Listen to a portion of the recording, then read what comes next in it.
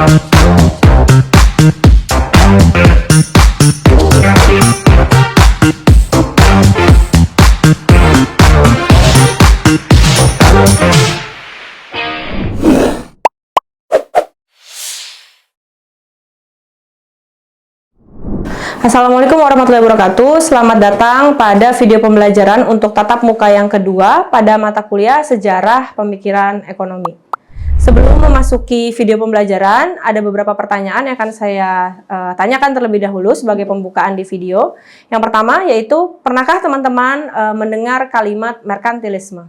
Yang kedua yaitu, bagaimana merkantilisme bisa membantu perekonomian pada suatu negara? Baik, untuk menjawab dari pertanyaan tersebut, kita akan langsung saja melihat pada video pembelajaran berikut.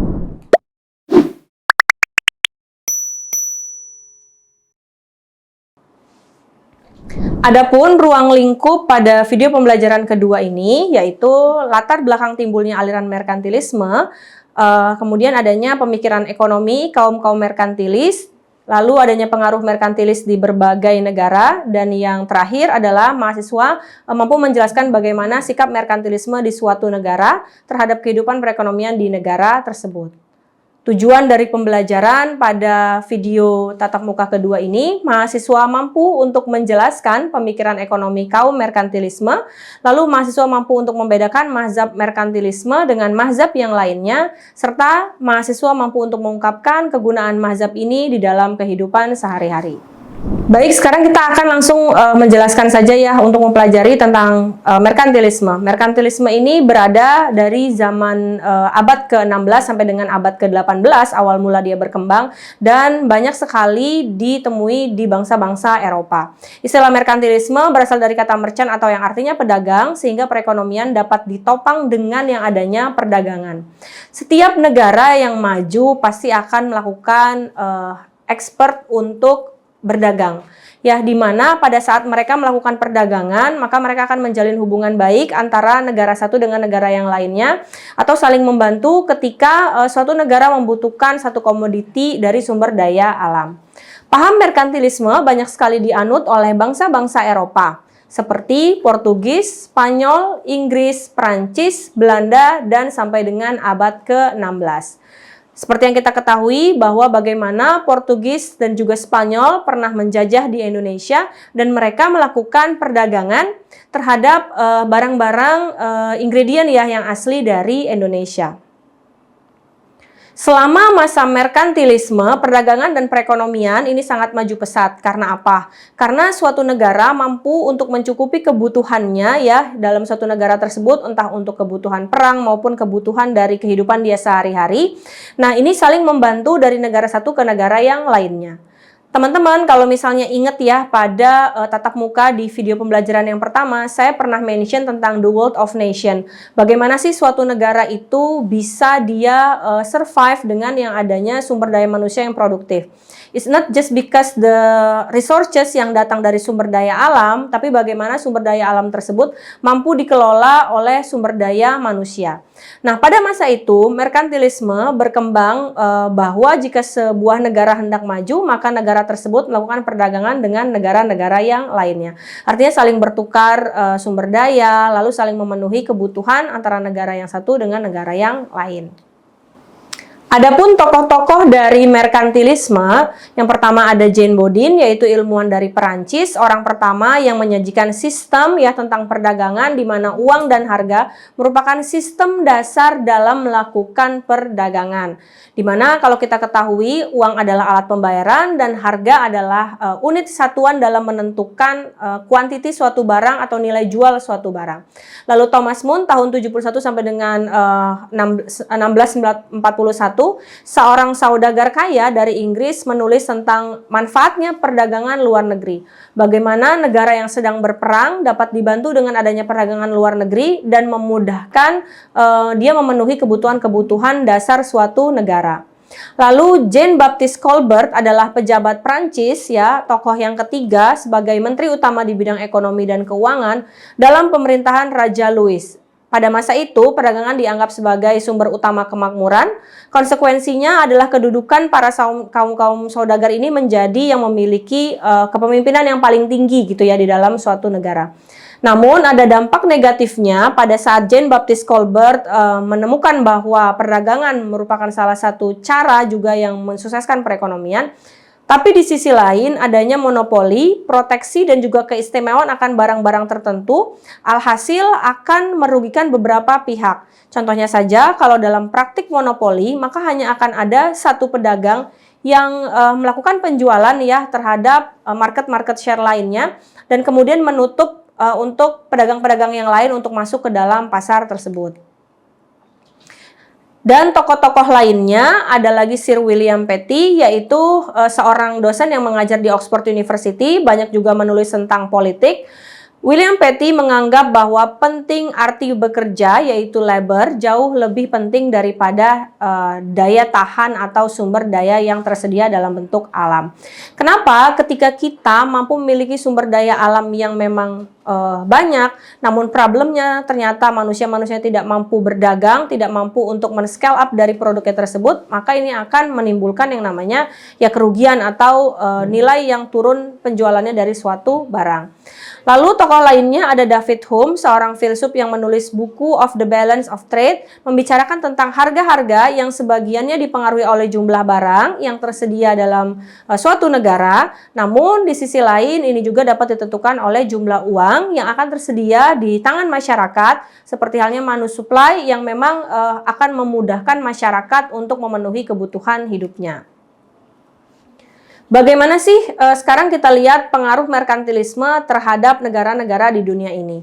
Yang pertama, merkantilisme ini tadi yang saya bilang bahwa datangnya dari negara Eropa ya, Inggris, Perancis, Jerman, Italia, dan juga Belanda. Lalu merkantilisme ini dapat menyebar ke seluruh belahan dunia lainnya. Dalam artian semua negara sekarang sudah menggunakan perdagangan internasional untuk memenuhi kebutuhan mereka sehari-hari. Cara mereka mempromosikan mazhab ini lewat peraturan perekonomian yang tentunya dikelola oleh pemerintah sendiri. Bagaimana negara memberikan kekuasaan terhadap wilayah-wilayah kongsinya atau koalisinya untuk sama-sama beradu kekuatan nasional ya maupun internasional untuk mereka mengembangkan produk dan juga strategi-strategi dalam melakukan perdagangan internasional. Dan beberapa peraturan-peraturan itu dibuat untuk mensukseskan perdagangan ya antar berbagai negara, di mana peraturannya sebagai berikut. Yang pertama, peraturannya adalah menciptakan koloni di luar negeri, yaitu koloni adalah negara-negara yang dapat bisa dibilang jadi partner ya dalam bekerja, dalam misalnya dia memenuhi perdagangan internasionalnya. Tapi bisa jadi juga negara koloni adalah negara jajahan yang wilayahnya akan terus diambil sumber daya alamnya. Lalu ketika sudah menemukan wilayah atau daerah koloni untuk melakukan perdagangan dengan negara-negara lain, dia akan melarang koloni menjual oleh negara yang lainnya. Jadi kalau misalnya Inggris menemukan koloninya di Spanyol, maka dia pasti akan meminta Spanyol untuk tidak menjual barang produk serupa terhadap misal negara Belanda. Kenapa? Ini pasti akan ada yang namanya perang harga, lalu dia akan perang komoditi, permintaan, kebijakan, budgeting, dan lain-lain. Lalu yang ketiga, adanya monopoli pasar dengan port pokok. Nah, ini tadi adalah dampak negatif yang bisa timbul ya dari perdagangan internasional. Ketika kita ketahui bahwa hanya akan ada satu produsen yang memproduksi satu barang, maka pasar dan juga port pokoknya akan bergantung gitu sama satu negara itu. Nah, coba bayangin kalau misalnya sistem dari perdagangan itu bisa di-share oleh negara-negara yang lain dan maka keuntungan atau mungkin dampak-dampak negatifnya bisa ditutupi. Contoh gini, kalau misalnya tadi saya bilang Inggris dan Spanyol hanya menjual cengkeh antara kedua negara tersebut. Tapi di satu sisi mungkin antara Inggris dan Spanyol ada selisih paham karena masalah politik dan lain-lain, maka akan mengurangi keharmonisan dari hubungan perdagangan internasional itu sendiri. Alangkah baiknya dia harus menjalin juga hubungan kerjasama lainnya, nggak masalah untuk menjual komoditi yang sama juga ke negara lain, dengan sistem mungkin yang ditawarinnya nanti kebijakan, tarif, atau mungkin daftar harga yang jauh lebih efektif dan efisien. Nah, peraturan yang berikutnya adalah melarang ekspor emas dan perak bahkan untuk alat pembayaran, di mana pada waktu itu kalau ekspor dan perak ini dibaiknya ya digunakan untuk alat-alat pembayaran. Jadi jangan sampai dijual gitu, karena kalau nanti dijual mereka nggak punya komoditi untuk membayar dari suatu transaksi. Lalu berikutnya lagi adanya melarang perdagangan untuk dibawa dalam kapal asing.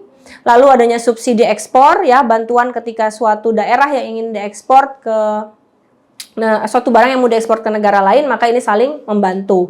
Lalu mempromosikan manufaktur, teknologi untuk penelitian atau subsidi yang langsung. Lalu adanya membatasi upah. Selain itu memaksimalkan penggunaan sumber daya alam dalam negeri ya untuk memenuhi kebutuhan masyarakatnya terlebih dahulu, baru nanti akan dilakukannya ekspor maupun impor. Dan yang terakhir adalah membatasi konsumsi domestik melalui hambatan non-tarif untuk perdagangan. Berikutnya adalah contoh dari pengaruh merkantilisme yang ada di negara Jepang. Ini hanya salah satu contoh ya dari satu negara, di mana salah satu negara yang juga terkena jajahan oleh Jepang yaitu Indonesia ya. Di sini diceritakan bahwa Jepang mengeluarkan evolusi perekonomian yang merkantilisme menjadi neo-merkantilisme dengan karakteristik defensif. Jepang akan melakukan penjualan terhadap negara lain tapi akan mempertahankan bahwa barang-barang itu hanya bisa dikonsum, hanya bisa didapatkan pada negara Jepang saja. Inilah yang dimaksud dengan karakteristik defensif. Mempertahankan bagaimana sumber daya alam ya yang tersedia di negara-negara asli dari Jepang itu tidak terambil oleh negara yang lainnya. Bukti lain lagi diceritakan ya oleh Jepang untuk mengeluarkan kebijakan-kebijakan ekonomi yang jauh bertentangan dengan prinsip pasar bebas dan globalisasi tadi, seperti strict their product hanya untuk negaranya, namun juga bisa dinikmati negara lain tapi tidak membagi komposisi dasar. Lalu pemerintah Jepang juga ingin sektor-sektor kunci perekonomian untuk berkembang dan memberikan perlindungan, proteksi, serta juga subsidi. Selain itu, pemerintah tetap mempertahankan hak untuk mengintervensi atau mengatur ya kurs mata uang asing dengan membatasi arus investasi asing. Sehingga ini yang membuat mata uang atau kurs dari negara Jepang itu kembali menguat jika memang sudah melakukan impor ya terhadap suatu barang.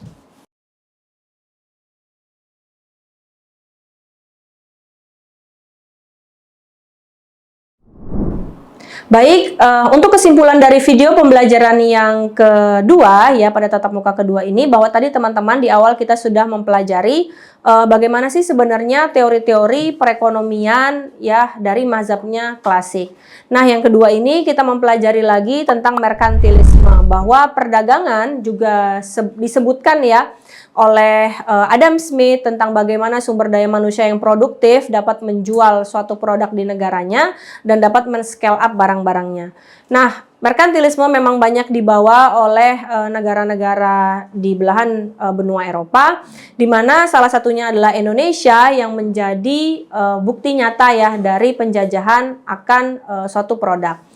Dapat kita ketahui bahwa ekspor dan impor ini bisa terjadi kalau sekarang kita bilang merkantilisme adalah ekspor impor ya, tapi teori dasarnya dari teori merkantilisme. Nah, ekspor dan impor ini yang dapat menguatkan perekonomian di suatu negara. Kenapa tadi saya bilang menguatkan? Karena misalnya Indonesia dia nggak punya ingredient untuk membuat suatu obat, maka sebenarnya dia bisa melakukan impor ya terhadap negara yang lain. Let's say misalnya contohnya kita membutuhkan paracetamol, bahan dasar datang dari Cina, datang dari India, datang dari Belanda gitu ya. Nah, inilah yang membantu perekonomian, membantu kesejahteraan masyarakatnya. Nah, tapi perlu diketahui juga teman-teman bahwa ketika kita hanya bergantung terhadap suatu negara, tadi paracetamol kita bergantung di 3 negara, Cina, India, dan juga Belanda. Sayangnya kalau misalnya di negara tempat kita kebergantungan produk-produk kimia, ternyata negara tersebut sedang mengalami perang atau mungkin kehabisan sumber bahan bakunya. Inilah yang menyebabkan kenapa sih kita nggak boleh hanya bergantung pada suatu komoditi, dan baiknya tadi monopoli itu tidak semuanya dilakukan oleh suatu negara. Contohnya lagi misalnya yang kita hadapi ketika adanya COVID-19. Kita bergantung terhadap beberapa komoditi-komoditi yang memang asalnya dari negara luar, atau negara luar juga banyak bergantung komoditi kopi ya yang ada di Indonesia, dan alhasil ketika kita nggak mampu untuk mensupport itu, maka mereka tidak mampu memenuhi kebutuhan masyarakatnya. Terlepas dari negara tersebut kaya atau negara tersebut sudah kita bilang mapan ya untuk memenuhi kebutuhannya, yang namanya pertumbuhan perekonomian ini sangat ditopang sama perdagangan internasional. Jadi sekarang kita harus ganti pola mindsetnya, sekaya apapun suatu negara, pasti dia akan membutuhkan yang namanya ekspor dan impor. Kenapa? Karena ketika adanya ekspor dan impor, maka dia mampu memenuhi kebutuhan rumah tangga dari negaranya sendiri. Dan selain itu, hubungan baik antar sesama negara ini dapat saling survive satu sama lainnya. Dengan adanya perdagangan internasional, hubungan suatu negara ini jauh lebih banyak empati ya. Dan ketika masyarakat membutuhkan tenaga kerja, dia mau sharing lagi dari segi supply chain-nya, ini akan jauh lebih mudah. Dan intinya suatu negara yang kaya, negara yang sukses, misalnya kita bilang kayak Indonesia, kenapa kita masih harus melakukan impor beras, kita masih melakukan misalnya penjualan beberapa produk-produk dalam negeri ke luar negeri. Contoh kalau kemarin ada isunya CPO. Kalau CPO misalnya kita ambil contoh di sini bahwa Indonesia tidak mampu melakukan pengolahan ya, teknologi pengolahan tentang CPO dari kelapa sawit tersebut. Dan di other side, ketika kita tahu bahwa Indonesia tidak mampu untuk melakukan pengelolaan itu dan ada negara lain yang mampu melakukan pengelolaan itu, maka harusnya kita jauh lebih pintar ya untuk mengelola bagaimana sih teknologi yang bisa disediakan oleh negara lain agar kita tidak selalu merasakan ketergantungan, karena yang mereka beli dari kita hanya barang mentah, kemudian mereka kembalikan ke kita dalam barang jadi gitu, dan barang jadinya itu bahkan dijual dalam bentuk dalam harga yang lebih mahal. Atau di sisi lain ada contohnya lagi ketika kita membutuhkan import beras untuk mencukupi kebutuhan masyarakat di dalam negeri, dan sangat mudah untuk masyarakat bahwa ini ketika mereka ingin memenuhi kebutuhan mereka sehari-hari, bahwa berasnya itu tersedia tidak hanya dari beras dalam negeri, karena di Indonesia juga banyak orang-orang asing, sehingga kita menyediakan beras-beras impor untuk memenuhi kebutuhan warga asing yang juga stay di Indonesia. Saya rasa cukup untuk video pembelajaran pada tatap muka yang kedua ini. Sekian dan terima kasih. Salam bela negara.